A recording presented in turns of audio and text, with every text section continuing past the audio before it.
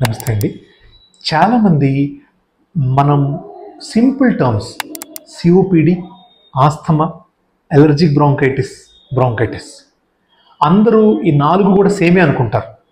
అందరూ కామన్గా bronchitis problem ఉంది అంటారు. సో ఈ బ్రాంకైటిస్ అనేది కరెక్ట్ టర్మేనా? సిఓపిడి, ఆస్థమాకి డిఫరెన్స్ ఏంటి అనేది ఇప్పుడు తెలుసుకుందాం. సో మెయిన్గా ఆస్థమా అనేది ఫస్ట్ డిస్కస్ చేద్దాం. ఆస్థమా అంటే మీకు విండ్ పైప్స్ మెయిన్గా ఇన్వాల్వ్ అవుతాయి. విండ్ పైప్స్ నారోయింగ్ ఉంటుంది, గాలిగొట్టాలు మూసుకుపోవటము, ఫ్లమ్ ఎక్కువగా ఫామ్ అవటము అండ్ వీజింగ్ సౌండ్, పిల్లి కూతులు అండ్ దగ్గు రావటం, ఇది ఆస్థమాలో జరిగేది.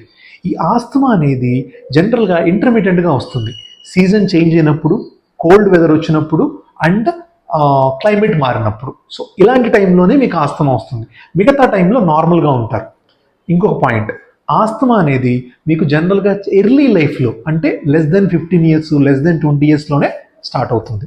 కానీ సిఓపిడి అనేది లేట్గా స్టార్ట్ అవుతుంది. జనరల్గా 35 to 40 years తర్వాత స్టార్ట్ అవుతుంది. అండ్ ఇది స్టార్ట్ అయిన తర్వాత స్లోగా ప్రోగ్రెస్ అవుతూ ఉంటుంది. ఇది ఇంటర్మీడియట్గా వచ్చిపోయే డిసీజ్ కాదు. సిఓపిడి అనేది ప్రోగ్రెసివ్గా ఉంటుంది. సిఓపిడిలో ఇంకోటి తెలుసుకోవాల్సింది, మీకు విండ్ పైప్స్తో పాటు, గాలిగొట్టాలతో పాటు లంగ్ పెరెన్కైమా అండ్ బ్లడ్ వెజల్స్ కూడా ఇన్వాల్వ్ అవుతాయి.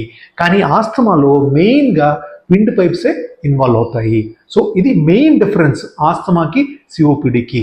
ఆస్థమా అనేది fully controllable and fully treatable. కానీ సిఓపిడి అనేది it is a progressive disease. Once COPD diagnose అయిన తర్వాత అది మనకి ప్రోగ్రెస్ అవుతూ ఉంటుంది. సో దానికి హయ్యర్ లెవెల్ ఆఫ్ ట్రీట్మెంట్ అనేది, మేనేజ్మెంట్ అనేది కంపల్సరీగా తీసుకోవాలి. మరి అలర్జిక్ బ్రాంకైటిస్ అంటే ఏంటి అంటే, అలర్జిక్ బ్రాంకైటిస్ అనేది నాన్ స్పెసిఫిక్ టర్మ్ అండి. బ్రాంకైటిస్ అంటే ఇన్ఫ్లమేషన్ ఆఫ్ ద బ్రాంకై అని అర్థం. అది డిఫరెంట్ కండిషన్స్లో రావచ్చు. అది ఎలర్జిక్ వల్ల వస్తే దాని అలర్జిక్ బ్రాంకైటిస్ వస్తాం. ఇంకొకటి సిఓపిడిలో ఒక టైప్ ఉంది, క్రానిక్ బ్రాంకైటిస్ అంటాం. ఆ క్రానిక్ బ్రాంకైటిస్లో కూడా ఇలా రావచ్చు. సో ఇది డిఫరెన్స్ బిట్వీన్ సిఓపిడి, ఆస్థమా అంటే ఏంటి, బ్రాంకైటిస్కి, క్రానిక్ బ్రాంకైటిస్కి అండ్ అలర్జిక్ బ్రాంకైటిస్కి ఉన్న మెయిన్ డిఫరెన్స్.